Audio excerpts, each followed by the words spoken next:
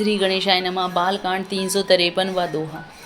चले निशान बजाई सुर, निज निज पुर सुख पाई। कहत परस पर राम जशु, प्रेम न हृदय समाई। नगाड़े बजाकर और सुख प्राप्त कर अपने अपने लोकों को चले। वे एक दूसरे से श्री राम जी का यश कहते जाते हैं। हृदय में प्रेम समाता नहीं है। सब विधि सबहि समधि नर नाहु, रहा हृदय भरी पूरी उछाओ। जहाँ रनवास तहाँ पग उधारे, सहित बहुटिन कुंवर निहारे। सब प्रकार से सबका प्रेम पूर्वक भली भांति आदर सत्कार कर लेने पर राजा दशरथ जी के हृदय में पूर्ण उत्साह भर गया। जहाँ रनिवास था वे वहाँ पधारे और बहुओं समेत उन्होंने कुमारों को देखा। लिए गोद करी मोद समेता, को कहि सकहि भयहु सुख जेता। वधु सप्रेम गोद बैठारी, बार बार ही हर्ष दुलारी।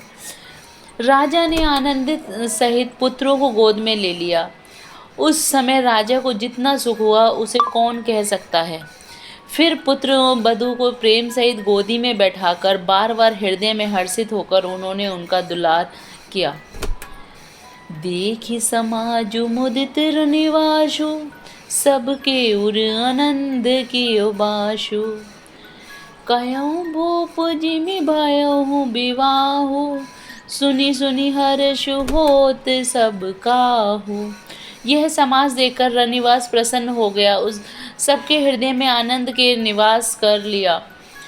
तब राजा ने जिस तरह विवाह हुआ था वह सब कहा। उसे सुन सुनकर सब किसी को हर्ष होता है। जनक राज गुणशील बढ़ाई, प्रीति रीति संपदा सुहाई।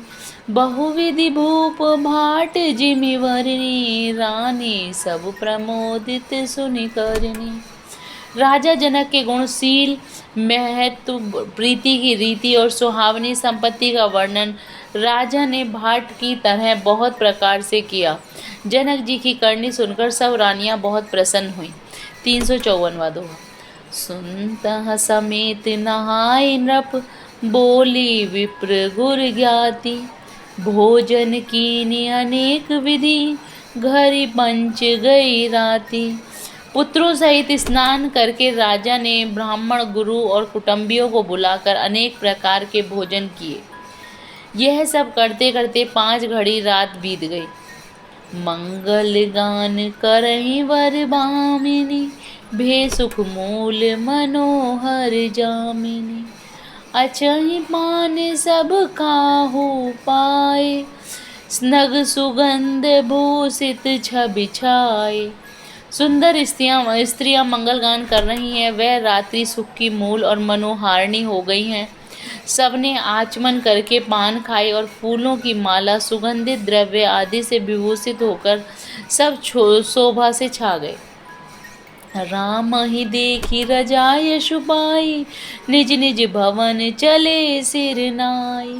प्रेम प्रमोद विनोद बढ़ाई, समहु समाज मनोहर ताई। श्री रामचंद्र जी को देखकर और आज्ञा पाकर सब सिर नवाकर अपने अपने घर को चले। वहाँ के प्रेम, आनंद, विनोद और महत्व समय, समाज और मनोहरता को कही न सकहि सत सारद सेसु। वेद बिरंच महेशु गणेशु, सो मैं कहूँ कवन विधि भरनी। भूमि नागु सिर धरहि कधरनी। सैकड़ों सरस्वती, शेष, वेद, ब्रह्मा, महादेव जी, गणेश जी भी नहीं कह सकते। फिर भला मैं उसे किस प्रकार से बखान कर कहूँ। कहीं केंचुआ भी धरती को सिर पर ले सकता है। नृप सब भांति सबहि सन्मानी, कही मृदु वचन बोलाई रानी। बधु लरिकनि पर घर आई, राखहु नयन पलक की नाई। राजा ने सबका सब प्रकार से सम्मान करके कोमल वचन कहकर रानियों को बुलाया और कहा, बहुएं अभी बच्ची हैं, पराए घर आई हैं। इनको इस तरह से रखना जैसे नेत्रों को पलकें रखती हैं। जैसे पलकें नेत्रों की सब प्रकार से रक्षा करती हैं और उन्हें सुख पहुंचाती हैं, वैसे ही इनको सुख पहुंचाना। 355वां दोहा। लरिका श्रमित उनीद बस शयन करावहु जाय, अस कहीं गे विश्राम गृह राम चरण चितुलाय। लड़के थके हुए नींद के बस में हो रहे हैं, इन्हें ले जाकर शयन कराओ।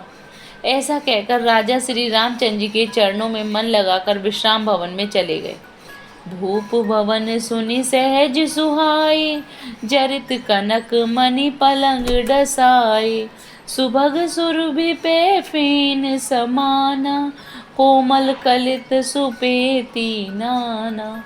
राजा के स्वभाव से ही सुंदर वचन सुनकर मणियों से जड़े सुवर्ण के पलंग बिछवाए, गो के दूध के फेन के समान सुंदर एवं कोमल अनेकों सफेद चादरें बिछवाई। उपवरहन वर वरनि न जाहि, स्नग सुगंध मणि मंदिर माही।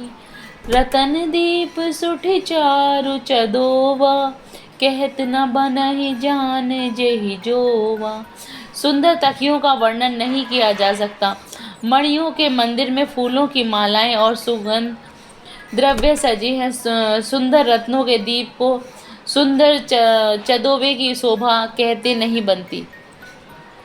जिसने उन्हें देखा वो ही वही जान सकता है। सेज रुचिर रचि राम उठाए, प्रेम समेत पलंग पौड़ाए।